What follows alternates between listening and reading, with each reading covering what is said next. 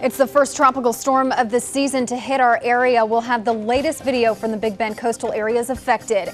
And we're going to take you live to Florida's Emergency Operations Center. Our Marco Villarreal is there, and we'll have the latest update on how they're protecting our coastline. The worst of the weather is not in the capital. We have just a few clouds, but we'll talk about what's ahead in the next several days. This is ABC 27 News Weekend. Good evening, I'm Lauren Dorsett in tonight for special coverage of Tropical Storm Claudette. Marco Villarreal is live with us, and we will get to Marco in just a minute from Florida's EOC. But we want to get the very latest on Claudette and what we can expect tonight, so we'll send it over to Chief Meteorologist Casanova Nurse. Cass, how's it looking out there? Well, right now, most locations, I'd say probably 3/4 of the region, at least the Big Bend and South Georgia, not really experiencing a huge impact from the system. It's mostly along the western Big Bend, points to the west of the Apalachicola River. Here are the 5 p.m. statistics. The strongest winds around the center, about 50 miles per hour, some higher gusts, and the overall system is moving to the northwest at roughly 14 miles per hour. It has been paralleling the Gulf County coastline for probably the past hour or so, will continue to do so. More than likely, a landfall will take place in the Panhandle region between Panama City Beach and the Pensacola vicinity. And then, of course, once it moves inland, it will still be a huge rainmaker for portions of the southeast. But, of course, it will lose a lot of its intensity as it continues to work its way into the deep south. Not too many concerns as far as wind for our own region, but we do have the official tropical storm warnings for the entire Big Bend coastal areas, as well as the inland sections, especially our western counties, where those winds could be picking up and gusty at times as the system continues to make progress towards the inland areas. Here's the wind field by the forecast from the National Hurricane Center. Any shade of yellow and the counties underneath indicating at least tropical storm force winds at times. And you'll notice that, again, it's mostly to the west of the area, not so much in any of our metropolitan areas. And that wind field will continue to scoot off generally towards the north and the west throughout the next 24 hours as the system continues to weaken. We have seen a little bit of impressive development earlier today, but it does appear it's been encountering some faster upper level winds, so the intensity level has been kind of leveled off for a little while. So it looks like for the next few hours we'll continue to monitor those gusty winds along Franklin County, Wakulla County, even experiencing some wind gusts upwards of 30 miles per hour. So that will be the focus for the winds. We could see a few spots of heavy rain to the southwest as well. Okay, so flooding still a concern for some of those areas. Still a slight concern, mostly along the coastline with the onshore flow, maybe a little bit of higher storm surge as well. Okay, and a good time to remind people, you know, it only takes a couple inches of water to lift your car, so be sure to avoid some of those flooded roads. Absolutely right. All right, thanks, Cass. Well, residents in Franklin and Wakulla counties have been preparing for some flooding since the watches were issued this morning. Our Abby Phillips was down by the coast all day long in the thick of things. Abby, how are the conditions there? Hey Lauren, I just got back, but I traveled to Apalachicola, East Point, Alligator Point, and Caribou to see how residents and city leaders are preparing for the storm. Now, there is a voluntary evacuation for residents living in Alligator Point and other low-lying areas that are prone to flooding. Now, rains began coming down in the early afternoon, and by late afternoon, the winds began picking up speed. Now, soon you will see some boats that were in Apalachicola that were being tossed around in the rocky waters. And even there was a car in west of Caribou Beach that proved to be no match to the storm there. You see it there. It got caught up on the rocks and had to be pulled out by wreckers. Now, the Franklin County Emergency Management Team is keeping an eye on the storm, especially in Alligator Point. We're expecting, you know, could be possibly 7 inches of rain in here. Again, with that much water coming down and the storm surge, it'll take some places out on Alligator Point. Some residents are choosing to go fishing from the piers in the choppy waters, but most of the boats were up on lifts and marinas to keep from getting destroyed.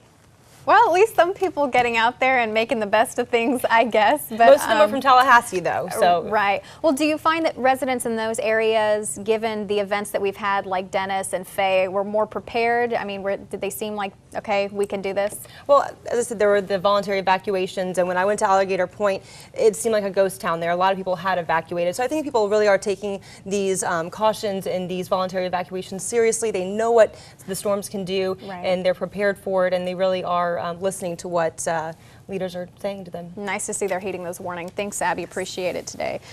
Well, Claudette, as we mentioned, formed early in the day, but state forecasters at the Emergency Operations Center have been keeping a close eye on this storm's progression. Now we want to get the latest from Marco Villarreal, who is live tonight from the Florida EOC. Marco, they've been watching the Panhandle closely, but also the other two storms. We have Anna and Bill still out there. What are you hearing tonight? A lot of activity, of course, and like you said, and like what I've been hearing when I've got here, is that people were brought in early this morning as soon as Tropical Storm Claudette came into existence. And I'm joined right now with Operations Chief Roy Dunn. Roy, good to have you here, and wanted to ask you a little bit about what you've been watching when it comes to Tropical Storm Claudette, as well as what kind of needs are you anticipating with this kind of storm coming into our area? Well, with Tropical Storm Claudette, there was a lot of uncertainty this morning as far as how much it would intensify and then obviously what the different threats would be. Certainly we knew it was going to bring a lot of rain, but not necessarily where. So we were just paying attention to that, preparing to support any of the county's protective actions like evacuations or any kind of sheltering. And so, and we do have some voluntary evacuations now. So that's basically what we've been watching and preparing for, plus the fact that they were predicting that it would make landfall at night, which obviously adds another layer to the threat. And so we're just preparing and waiting to support any of the needs that come in. Great. Now, I also understand there's Bill and Anna in the tropics right now coming towards the Florida way. Are you guys watching those storms, and what does Florida need to know about these guys that are coming at us? Well, we're certainly watching those. Bill in particular, obviously, is a very large storm, and with large storms comes a lot of threats. So we want everybody in Florida to make sure that they have a plan and certainly start looking at it and being prepared in case they get threatened. With a storm that size, we're just basically getting our processes up in place, making sure that we're talking to all of the different right stakeholders on the county level and other state agencies, and really just waiting to see what happens. Obviously, there's still uncertainty in the forecast, but we're going to prepare as if it's going to come our way. You never know.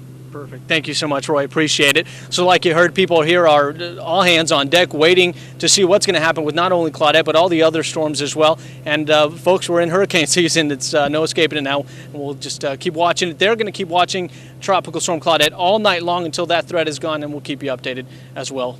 All right, appreciate it, live at Marco. the EOC. Yep, no problem. Appreciate it, and we will check back in with Marco closer toward the end of the half hour.